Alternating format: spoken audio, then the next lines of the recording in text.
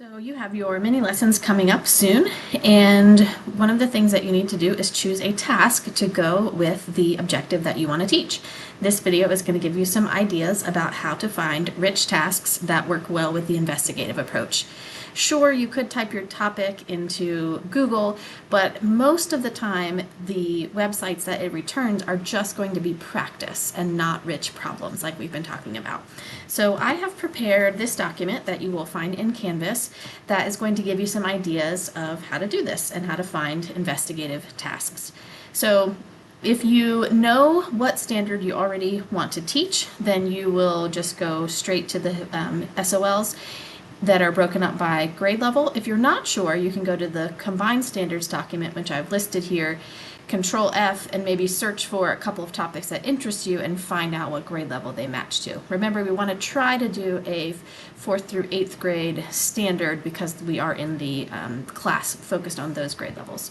So once you know what standard that you want to teach, I want you to go to the Virginia SOL page. You'll find that here. When you scroll down, you will see this table that has them broken up by grade level. I encourage you to look at the instructional guides column because this particular document has more information than the standards of learning document or the understanding the standards. Instructional guides basically is everything that the VDOE has put out about the standards.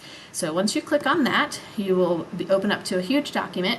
You again can Control F to get to the standard that you need, and so I have chosen that I want to do mine on 4.CE.2 and then E. I'm not doing multiplication in general. I decided that I want to focus on this very specific topic of determining all factor pairs for a whole number 1 to 100 using concrete, pictorial, and numerical representations. So this would mean, like, if a student is given the number 24, they can say, oh, I know that 1 times 24 is a factor pair that makes that number. 2 times 12, 4 times 6, 3 times 8, all of those factor pairs. So that's the objective.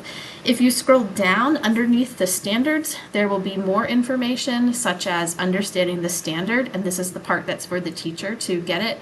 To get what the standard is about. Keep in mind that this is about every single thing that fell under this particular standard that we're working on, so all of 4.CE.2. So you might have to work your way through, and I found, for example, this section that talks about what factors are, what products are, and some different ways to show those. So now I know what I want to teach. I already know what the standard is. The first thing that you should probably do is take a look in your 2 textbooks. These are fantastic resources, one from this year and one from this semester and one from last summer. And I, for example, took our book from this semester and I looked in the back in the index to see if there was anything for factors. It didn't have the word factors, so I went more broad and looked up multiplication, and it took me straight to this particular task that we've actually already done in class, where we were building patios with blocks and talking about the different factors that 12 blocks had and 16 blocks had. So we've done that. Fantastic. That's a perfect example. So I next went to the book that you used this summer, and when I searched for factors or multiplication, I found these 2 options. I read through them, and I really was kind of interested in this one on 9.6. If you want to get an idea of what it's doing, go ahead and pause and read it. But I like this idea, and I really like that it's given me some specific questions that I can ask once my classmates are done with the task. So I'm holding that idea. I might use that one.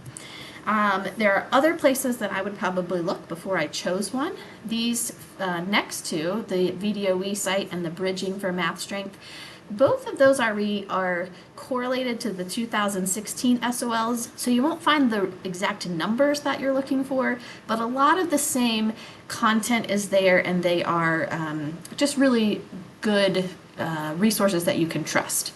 I also decided to go to the Enrich website that's linked there. This is a website from the UK, so some of the language is a little bit different, but what this one has that others don't is a way to search. So I know I'm looking for factors. I'm going to go ahead and type that in and see what they have that comes up. And quite a few things came up. This wasn't even all of them. And you can notice that it will give you a challenge level and maybe the ages that it applies to. I took a look at those, like for example, abundant numbers, took a look at it and decided it was a good task, but not especially focused on what I wanted to work on, and it may be not an introductory task. So after looking at these different places, I have decided that I really like this activity 9.6, and I think I'm going to go with this one, but I'm not done. Now I have the job of thinking, how am I going to what's my planning going to look like in order to be able to facilitate this task well with my classmates in the mini lesson. So these are some of the things I'm going to think about. How am I going to launch this task? Am I just going to say, this is what I want you to do? Or can I think of a more like a story or a problem that would interest my audience? My audience in this case are my peers in the, my students in the class, in my college class. So I might think about something that they're would think of that has to do with factors. So some reason to do this task, and I would add that in like a story in my launch. Then I need to think about what kind of manipulatives I need. For this one, I'm definitely going to need square tiles and probably some graph paper, grid paper that they can draw on. And so I would need to think about ahead of time asking for those to making sure that we have them ready. And then I need to think about my time and my pacing. I only have 15 minutes, so what am I going to do to make sure that my students can get right into the task, and how long am I going to let them work on the task?